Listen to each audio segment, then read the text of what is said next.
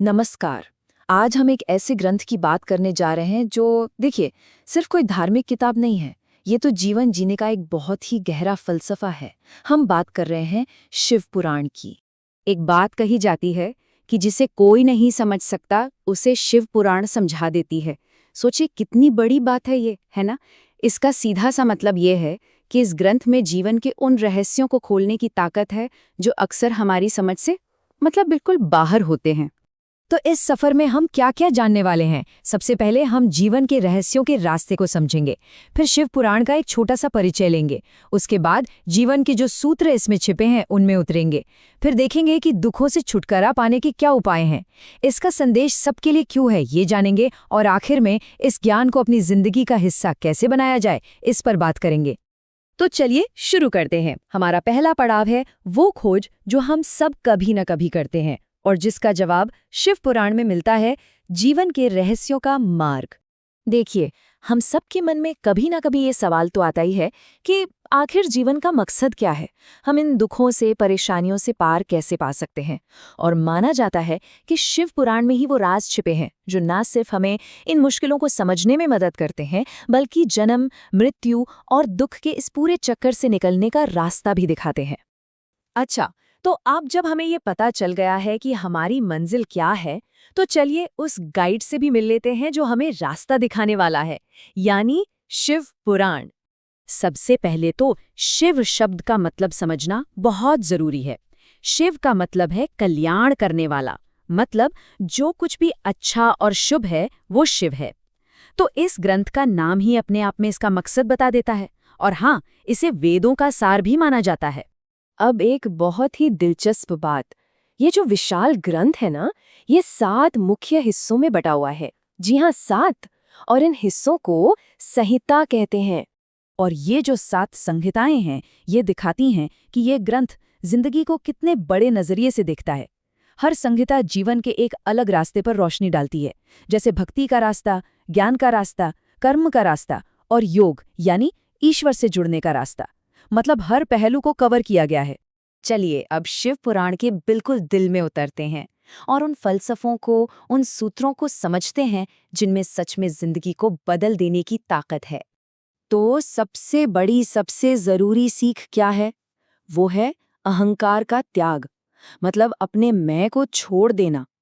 खुद शिव का श्मशान में रहना, पता है, इसी सच्चाई का प्रतीक है।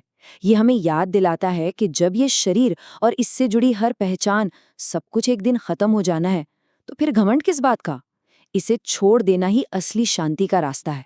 ये ग्रंथ ना जिंदगी के 2 बड़े खंभों को बहुत साफ साफ समझाता है। एक तरफ है कर्म का नियम और दूसरी तरफ है भक्ति का रास्ता। और इन दोनों में एक बहुत गहरा बैलेंस है। जहाँ कर्म हमें अपने कामों के लिए जिम्मेदार बनाता है, वहीं भक्ति हमें उन कर्मों के बंधन से ऊपर उठने की हिम्मत और ताकत देती है। अब ये जो कॉन्सेप्ट है ये बहुत गहरा है। शिव पुराण के हिसाब से शिव यानी शुद्ध चेतना, कॉन्शियसनेस, और शक्ति यानी प्रकृति, एनर्जी, ये 2 अलग अलग चीजें नहीं हैं, बिल्कुल नहीं। ये तो एक ही सिक्के के 2 पहलू हैं। सोचिए, चेतना के बिना एनर्जी की कोई दिशा नहीं, और एनर्जी के बिना चेतना खुद को जाहिर ही नहीं कर सकती। तो ये तो हुई गहरी फिलॉसफी की बातें। अब जरा उन प्रैक्टिकल उपायों पर आते हैं जो ये ग्रंथ हमें हमारी रोजमर्रा की जिंदगी के लिए देता है। आज की जो भागदौड़ वाली जिंदगी है, जिसमें टेंशन और स्ट्रेस इतना कॉमन हो गया है, उसमें मानसिक शांति के लिए ये 2 बहुत ही आसान रास्ते बताए गए हैं। पहला, ओम नमः शिवाय मंत्र का जाप, और दूसरा, प्रदोष व्रत का पालन। ये सुनने में सरल लगते हैं पर बहुत पावरफुल उपाय हैं। चलिए अब जरा और बड़े पैमाने पर देखते हैं कि शिव पुराण की जो बातें हैं वो हर किसी के लिए, मतलब यूनिवर्सली रेलेवेंट क्यों है। पहली बात तो ये कि ये ग्रंथ किसी एक धर्म या समुदाय के लिए नहीं है। ये हर उस इंसान के लिए एक गाइड है जो सच्चाई और धर्म के रास्ते पर चलना चाहता है। और एक और दिलचस्प बात बताऊं, इसकी कई बातें तो आज के मॉडर्न साइंस से भी मेल खाती हैं।